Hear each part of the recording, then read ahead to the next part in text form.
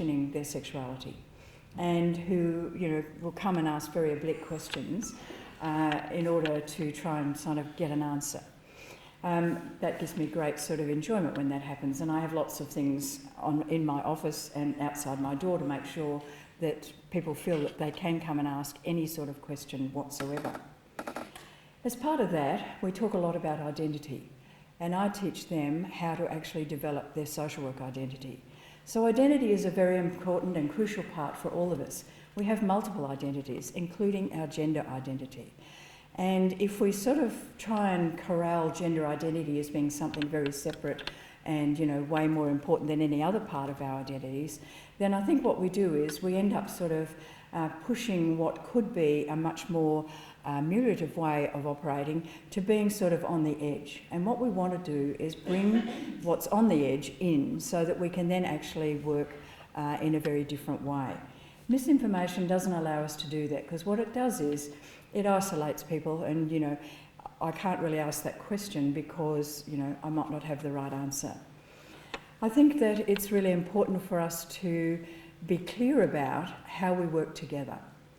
Our society is, you know, based on a whole range of contradictions, complexities, all manner of things that actually bind us, but also actually separate us. I'm much more interested in trying to work out how we work together so that one person's rights are not actually changed because someone else determines that their rights are more important. I think it's really important that transgender people don't have to go through operations. I mean, I think that's a whole other level of othering where people are then either not able to afford it or don't particularly want to go that path, and are then kind of othered in a way that keeps them on the edge or on the margin and doesn't allow them to come in. I think what we can do, and we can do it well, if we actually agree that we want to actually work and live and, you know, collaborate on all of the sorts of things that make us tick. When Holly talked about the map, I had a bit of a smile because I have a terrible sense of direction, and my map must have gotten mixed up somewhere along the line. As a long-time lesbian, I want to be able to use my map to be able to be with people that respect me, so that I respect them and they respect my right to be able to be a lesbian with the people that I want to actually spend time with, that I'm not constantly having to be sort of, you know, am I in the right space? Can I do this or can I not? I think we need to be thinking about inclusiveness in a much broader construct, rather than trying to kind of corral things into sort of fitting within a box. I've resisted that box all of my life, and I will continue to do so. I want to be on that map that's a bit wobbly, that takes me in different directions, but allows me to consider the people that are around me. Thank you.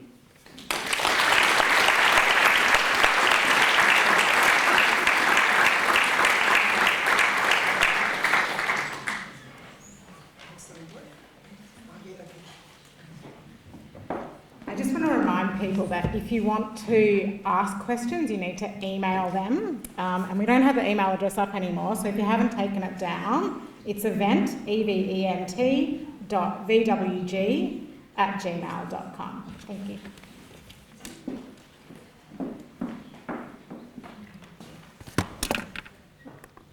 There we go, that's me. I'm glad Virginia mentioned CUTE, Queer Unionists in Tertiary Education. I co-founded CUTE way back in, I think it was 2000, so the turn of this millennium. And I was able to get up at our National Council and say I was a cute dyke.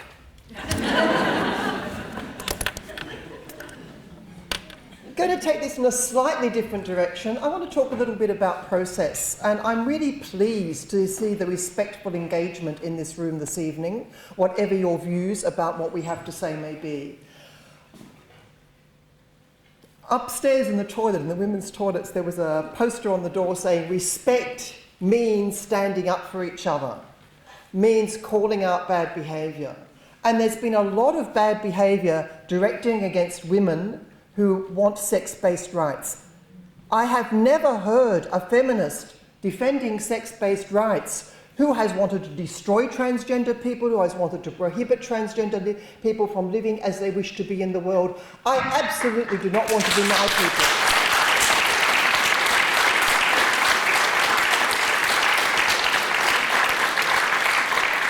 I do not want to deny anyone, however they present physically in the world, however they wish to present themselves in the world. I do not want to deny them oxygen. But I do not want women to be denied oxygen either.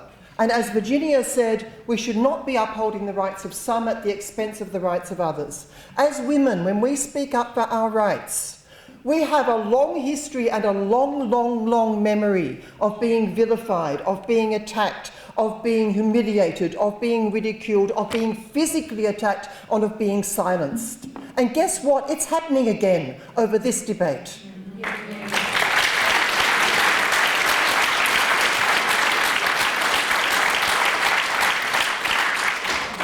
And that pains me deeply. Like Miranda Yardley, who you may have heard of, who identifies as transsexual, not transgender, who is in fact very critical of some of the attacks against feminists like me, like Holly, like other women on this podium, and says that we should be allies, and indeed I think we should be allies. There is enough oxygen for everyone.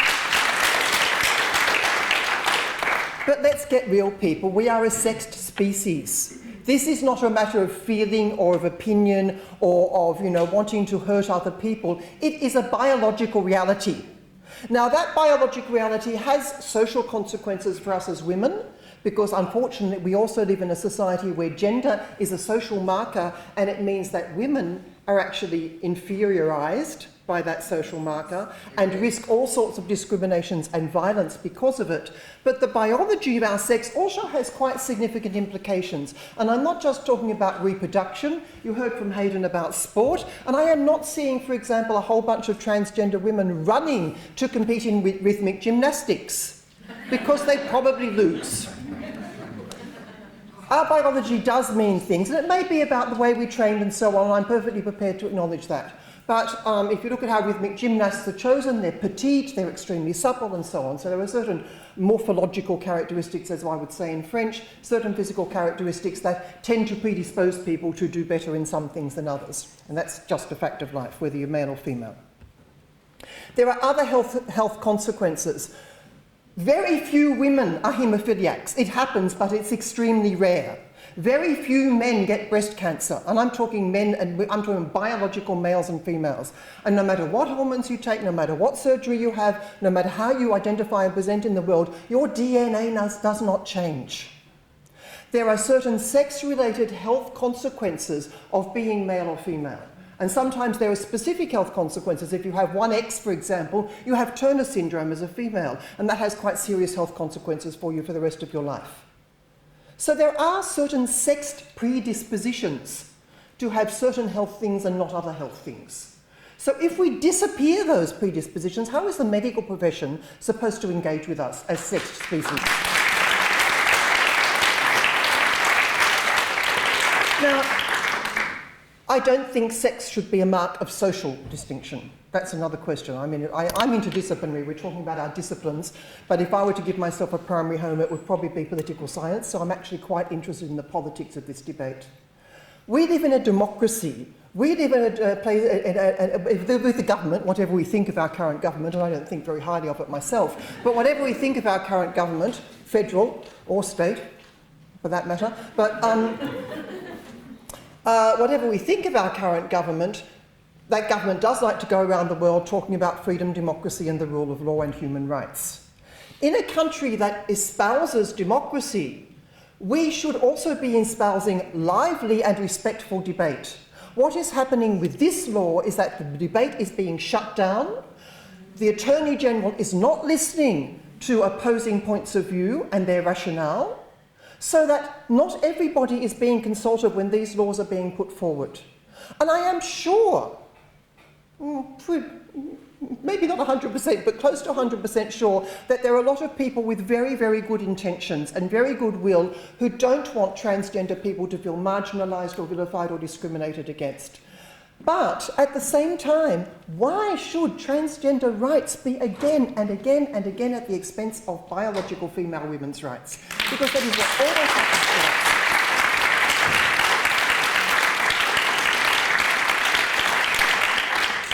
We really, societies, a law professor said once to a friend of mine who was studying law, societies get the laws they deserve. Societies well, we deserve better. We deserve better than the law that is being proposed. We deserve laws that help respect the rights of all.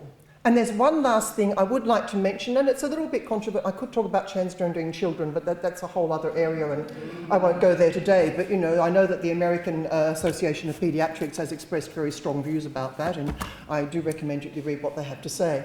But the last thing I'd like to mention, and I will put a caveat in front of this, not all men bash and rape women, and not all transgender women bash and rape women either. However, statistically, transgender women, that is biological males who identify as women, are no more likely to assault women, but nor are they less likely to assault women. And I can talk about some scary cases like Karen White in the UK last year, who was a sex offender who was in prison, has had a conviction for being a sex offender, appealed to the Transgender Review Board, calling herself Karen White, got transferred to a women's prison, and guess what Karen White went and did? Went and assaulted women prisoners. Now, of course, this is not all transgender people, but this law would allow that sort of thing to happen. In the UK last year, there was a study on unisex toilets and the sorts of assaults that happen to women in toilets and change rooms. And we women all know, and I'm sure every single woman in this room, biological woman I'm saying, perhaps transgender women too, I don't know, but we've had the experience of perverts, of, people trying to touch us up, trying to assault us, trying to, drill holes in the wall and watch us peeing, and all that sort of stuff that goes on where men assault or otherwise make women uncomfortable in women's toilets and change rooms. The UK study found that in unisex change rooms, that assault skyrocketed. So if we're starting to talk about things like toilets, yes, let's have unisex toilets, but let's have open spaces where everyone can see each other and it's well lit, and let's have lockable cubicles with floor-to-ceiling doors and wash basins in the cubicles. That way we can have unisex toilets, and women who are dealing with young children or have suddenly get their period or any other thing that is socially quite difficult for them to deal with and physically quite difficult for them to deal with, they have some privacy and dignity. And that's really not so hard to provide. It requires a little bit of expenditure on the part of public spaces and a little bit of, clever thinking. But that's not so hard to do. So I'd like us to think a little bit better, have laws that we deserve as intelligent, democratic, respectful people, rather than shoving us into a binary and trying to shoehorn, as Holly said, one class of people into rights that protect another class of people, because it's not going to work. We need something far more creative. Thank you.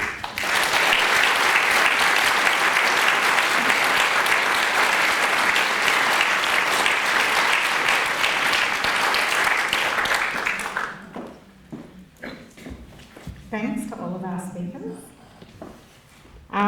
So we have the questions now. So I'm going to ask the questions, and Marianne is going to come up and help run the mic. Thank you. Okay.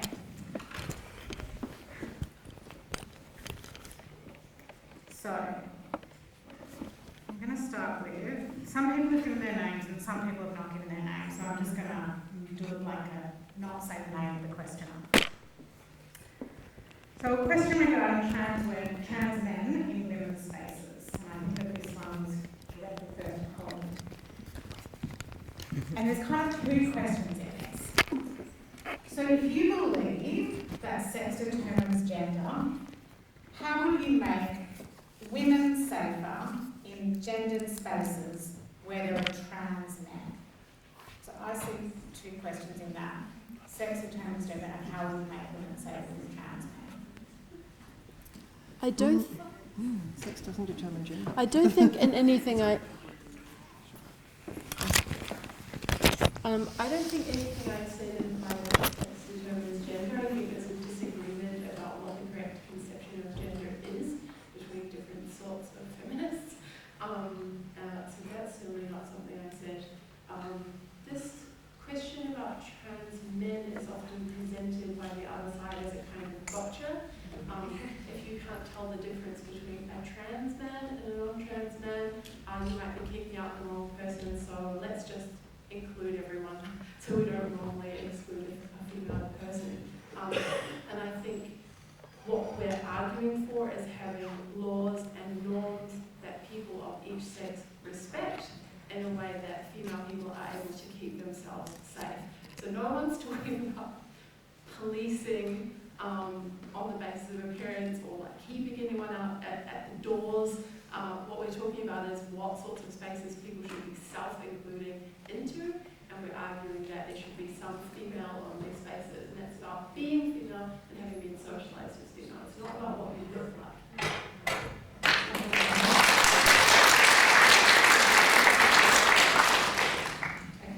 So this is a question for Hayden.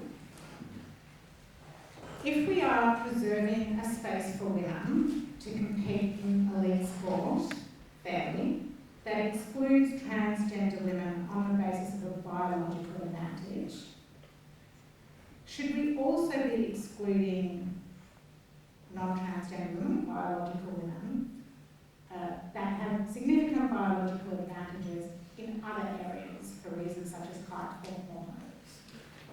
Yeah, it's quite a good question, commonly suggested. The difference is this. If you look at height, you will say that's an advantage in something like basketball. It is. However, you don't have, the correct comparison is you should have a competition for tall basketball players and short basketball players. And where do you draw the line? Here we're talking about a competition for men, biological men, and competition for biological women. So it's not actually to talk about height or some other, your ability to deal with lactic acid when you're exercising. They're all genetic, as is whether you're male or female, but we want to have competitions for men and for women, and once you do that, you've got to draw a line.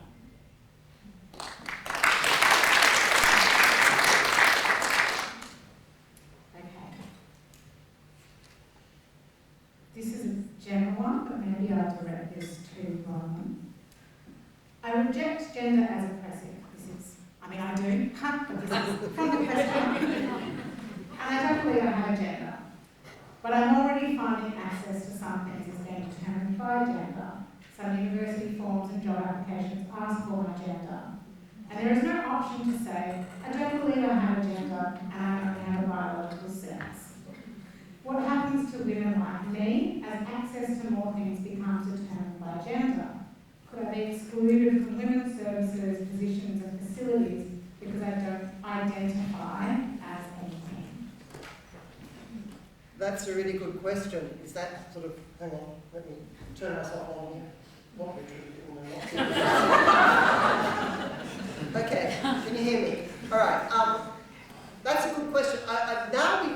Increasingly with these sorts of forms we get prefer not to say, and I actually prefer not to say very, very often because the questionnaires actually don't concern my physical health or anything that's self-specific. They concern me as a university employee or as somebody doing some survey or giving feedback to Belvoir Street Theatre or whatever.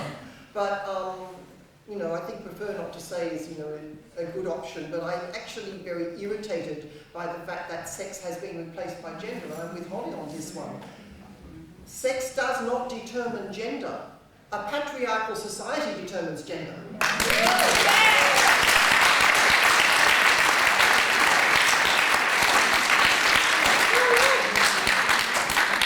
think gender is imposed on us all, and I think that's regrettable. I think we also need to get more creative about those sorts of things. And I don't have a gender identity. I don't want a gender identity. I don't want a world that is ruled by the ideology of gender. I want a world where we can express ourselves as we wish. However, well, if it's not hurting other people, yeah, we should be able to express ourselves as we wish.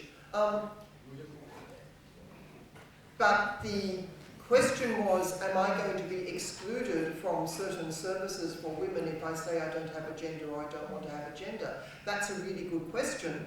I'm not quite sure. I'm not a lawyer and I'm not a politician, so I'm having some difficulty answering that question. But if everything becomes gender, then certain things, like I was talking about health services before, certain things are going to become extremely problematic for both women and men.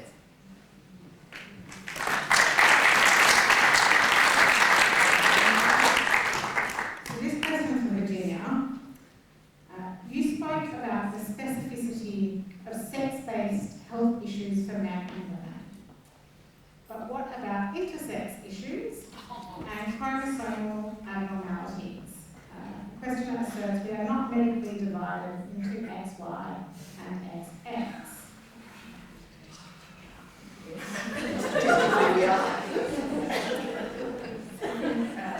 Intersex people are, there are issues for people who are intersex. And I wasn't really attempting to say that there are only sort of binaries. Of course there are variations within both male and female sex as a sex-based, I'm not being very clear myself. The difference is that we need to understand and acknowledge that people who are intersex have a particular set of, I suppose, health statistics and health issues related to who they are. I think that much of what had been done in very earlier times, where the sex was decided by the doctor and the parents really had very little understanding or total shock, and not being able to deal with that. And hopefully that is not happening in the same way as what it used to. I think that is extremely problematic. It's not that people who are intersex themselves are problematic. I think what is problematic is the way in which it's actually dealt with, and often sort of seen in different ways. I think Bronwyn talked a little bit about different, people have different chromosomes, and of course that's going to make for a difference for them as well.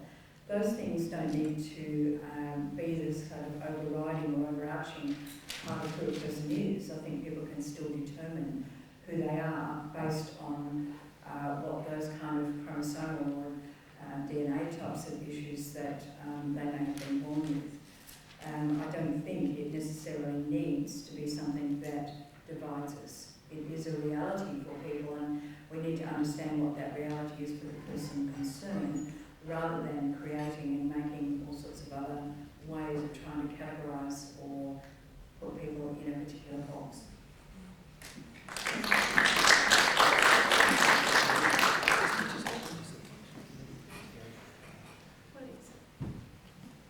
I just wanted to say that statistically, I'm not talking about various so-called abnormalities or variations on the spectrum of what our labia look like, but I'm talking about statistically, medically speaking, if we actually go down to sort of drill down to the chromosomal level, intersex is actually extremely rare, which is not saying that it should not be taken into account and respected. And there are all sorts of, I talked about Turner syndrome before, but there are many, many other configurations. Except if you're born without an X at all, you're probably not born, you die. They're not viable as fetuses. But so you have to have an X in there somewhere. But medically speaking, if we go down to looking at the chromosomes, intersex is not that common. What is common is various different, multiples of the X in people's makeup, and the sort of impact that then has for how they present physically. And I think that's where we start to get the sorts of medical or social problems that Virginia talked about. And I agree with Virginia that needs to change. And I think it is already changing.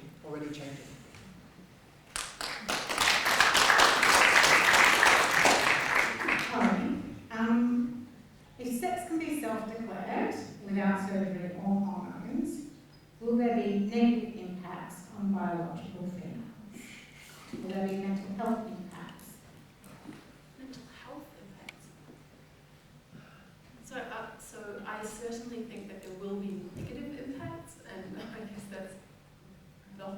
what I was trying to argue, that we don't want to just conflate these two categories of how people feel about their sex or their sex identity and people who in fact have a particular sex in an embodied way.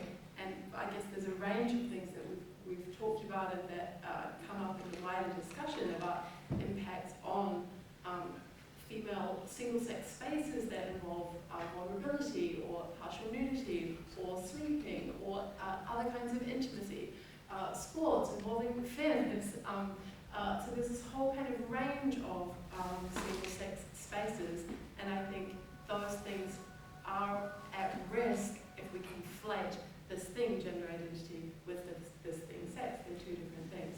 But I'm not qualified to speak to what the likely mental health impacts are on female people. I mean, maybe the one thing that's really obvious is just trauma survivors in things like domestic violence shelters or rape shelters actually really struggling with the presence of male-bodied people. So that's something that like anyone can notice that there's that in terms of the more fine-grained, sophisticated, likely mental health impacts. I can't really speak to that.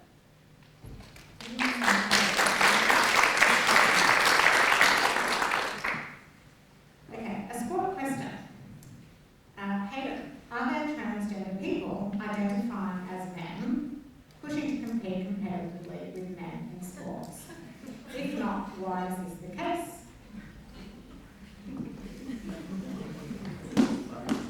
I think they attract very little attention by comparison to the others.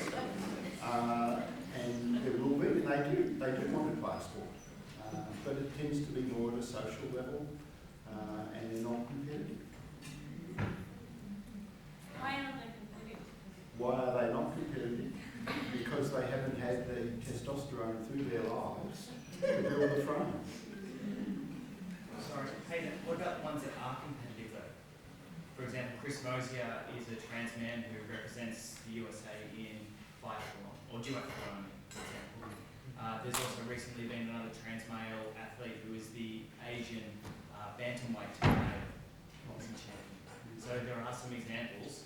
Oh, look, but they're not in the same, quite the same numbers, but where you have cat groups, such as in the case of boxing, where you've got weight divisions and so on, it makes it a lot easier.